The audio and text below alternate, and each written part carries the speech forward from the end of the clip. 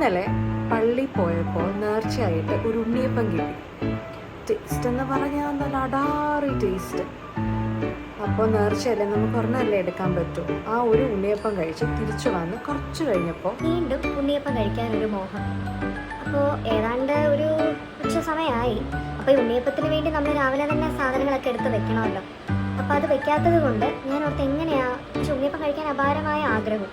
അപ്പോൾ ഇൻസ്റ്റൻ്റായിട്ട് നമുക്കിപ്പോൾ എല്ലാം കിട്ടുന്നൊരു സമയമാണല്ലോ. അപ്പോൾ ഇനി ഇൻസ്റ്റൻറ്റ് ഉണ്ണിയപ്പം ഉണ്ടോ എന്നൊന്ന് നോക്കാമെന്ന് വിചാരിച്ച് ശരിക്കൊന്ന് തപ്പി നോക്കിയപ്പോൾ അങ്ങനെ ഒരു റെസിപ്പി കിട്ടി. ഇൻസ്റ്റൻറ്റ് ഉണ്ണിയപ്പം എങ്ങനെയാണ് നമുക്ക് ഉണ്ടാക്കാൻ പറ്റുന്നത്.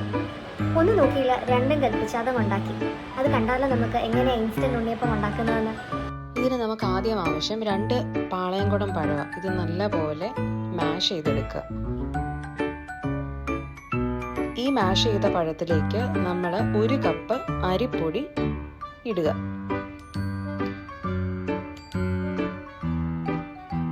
അതിനുശേഷം അതിലോട്ട് ഒരു 1/2 കപ്പ് വീറ്റ് ഫ്ലോർ ഇടണം. ഇതെല്ലാം നമ്മൾ നന്നായിട്ട് ബ്ലെൻഡ് ചെയ്യുക. അതിനുശേഷം ഇതിലോട്ട് ഒരു 1 കപ്പ് ജാഗരി, നന്നായിട്ട് കുറുകിയ ജാഗരി ഒഴിക്കുക. വീണ്ടും ഇത് നന്നായിട്ട് ബ്ലെൻഡ് ചെയ്യുക.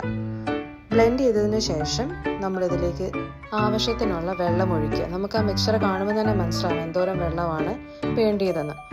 അതിനുശേഷം ഇതിലോട്ടൊരു 1 ടീസ്പൂൺ ബേക്കിംഗ് സോഡ ആഡ് ചെയ്യുക. നന്നായി മിക്സ് ചെയ്തതിന് ശേഷം ഇതുപോലെ പാനിലേക്ക് മിക്സ്ചർ ഒഴിക്കുക. നമ്മുടെ ഉണ്ണിയപ്പം ഇതാ റെഡി ആയിരിക്കുകയാണ്.